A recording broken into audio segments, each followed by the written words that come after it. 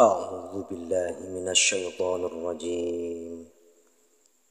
بسم الله الرحمن الرحيم. لقد جاءكم رسول من أنفسكم عزيز عليه ما عنتم حريص عليكم بالمؤمنين رؤوف رحيم.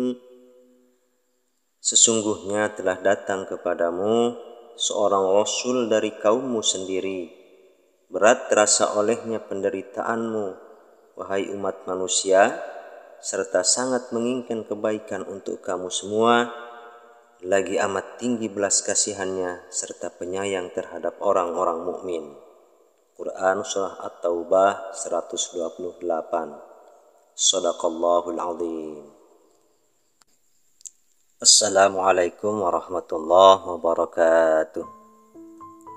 Innal hamdalillah, assalatu wassalamu ala rasulillah. Allahumma salli ala sayyidina Muhammad wa ala ali sayyidina Muhammad. Ashhadu an la ilaha illallah wa ashhadu anna Muhammadar Rasulullah. Ya Allah, ya Rabb, kami haturkan rasa syukur kami para pendosa telah Engkau beri kesempatan kembali untuk hidup pada hari ini. Dengan segala penglihatan, pendengaran, penciuman, dan setiap langkah juga perbuatan kami dapat menikmati semua fasilitas yang telah Engkau sediakan di alam semesta ini. Itu semua bukan karena kami ahli soleh atau ahli ibadah, tapi karena Engkau masih menutupi aib-aib kami dari pandangan mata seluruh umat manusia. Ya Allah, ya Rabb, sampaikanlah sholawat dan salam kami kepada kekasih-Mu, sosok insan pilihan yang sangat mencintai kami, yang sangat mulia dengan akhlaknya, yakni Habibana wa Nabiyana Muhammad sallallahu alaihi wasallam, yang sangat kami nantikan syafaatnya kelak di yaumil akhir. Amin ya rabbal alamin. Sahabat belajar ngaji yang dirahmati Allah, kita kembali ngopi bareng lagi nih. Kita sharing bersama. Saya tidak ada tujuan, sekali lagi, tidak ada tujuan untuk menasihati atau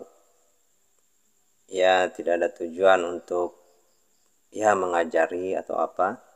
Tapi tujuan saya di sini sharing bersama, dan semoga dari sharing kita ini ada satu hikmah yang bisa diambil, khususnya untuk pribadi saya.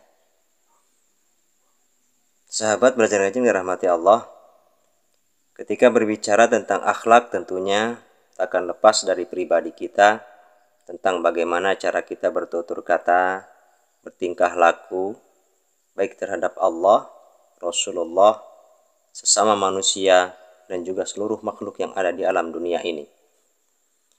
Dan tentunya dalam kita berakhlak yang menjadi panutan kita adalah Rasulullah Sallallahu Alaihi Wasallam.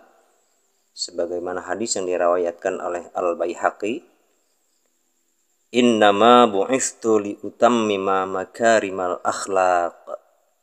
Sesungguhnya aku diutus hanya untuk menyempurnakan akhlak yang mulia.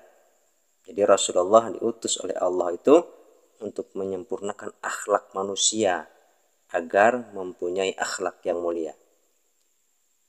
Semoga hati kita selalu terjaga dari penyebab buruknya akhlak kita, dari sifat iri hati, dengki, takabur atau sombong, ghibah atau buruk sangka, yang akan melahirkan berbagai fitnah pada pandangan, ucapan, pendengaran, dan juga tingkah laku kita dalam hablum minallah atau hubungan dengan Allah, dan hablum minan nas, interaksi kita dengan sesama manusia. Dalam hubungan antar manusia tentunya kita tak akan terlepas dari tetangga. Dialah sahabat dan saudara terdekat kita yang tentunya harus benar-benar kita jaga. Jangan sampai kita mengedepankan sifat egois kita yang justru akan menghancurkan atau merusak hubungan kita. Bahkan bisa jadi nih akan berakibat hancurnya nilai-nilai amal ibadah kita kepada Allah Subhanahu wa taala. Saya akan mengambil salah satu contoh saja. Ketika kita mempunyai satu pohon atau tanaman yang berbatasan dengan halaman atau tanah orang lain atau tetangga kita nih, ada baiknya jangan sampai mengganggu atau bahkan sampahnya ini mengotori halaman atau tanah tetangga kita itu. Apa sebabnya?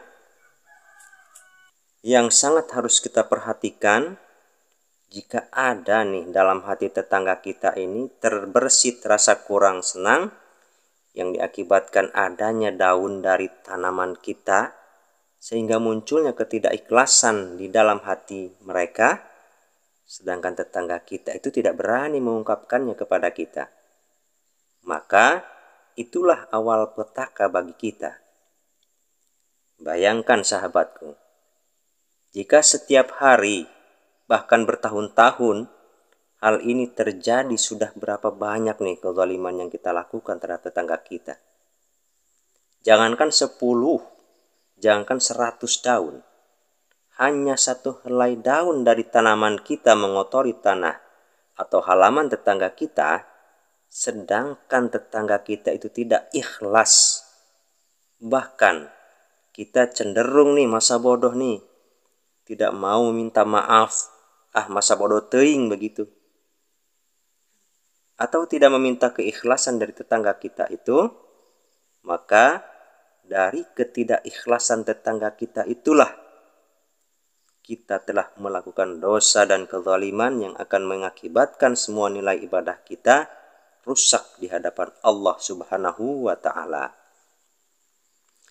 Jika hanya dosa maksiat terhadap Allah, kita memohon ampun, kemudian menyesalinya, lalu tidak melakukan dosa maksiat lagi, dengan taubat dan nasuha kita, niscaya Allah pasti akan mengampuni kita. Akan tetapi, jika dosa kita terhadap manusia tak akan mendapatkan ampunan dari Allah sebelum kita meminta maaf dan memperbaiki kesalahan kita terhadap orang yang kita zalimi. Ampunan Allah akan turun jika kita sudah meminta maaf dari sesama manusia atau teman atau sahabat kita yang telah kita zalimi tadi. Inilah indahnya Islam yang rahmatan lil alamin, selalu menjaga setiap umatnya dari kezaliman diri yang berupa syirik, takabur, sombong, iri, dengki, hasad, dan lain-lain. Untuk apa? Yaitu untuk kemaslahatan dan kebaikan seluruh umat manusia, agar tetap di jalan yang diridhoi oleh Allah Subhanahu wa taala atau Shiratal Mustaqim. Untuk itu, kita sebagai muslim atau muslimah, ada baiknya kita perhatikan ada satu hadis dari Imam Bukhari wa Muslim. Man kana yu'minu billahi wal yaumil akhir fala yu'dhi jarah. Barang siapa beriman kepada Allah dan hari akhir, janganlah menyakiti tetangganya. Wallahu a'lam bishawab. Mohon maaf atas segala kekurangan dan khilaf. Astaghfirullahaladzim. Wassalamualaikum warahmatullahi wabarakatuh.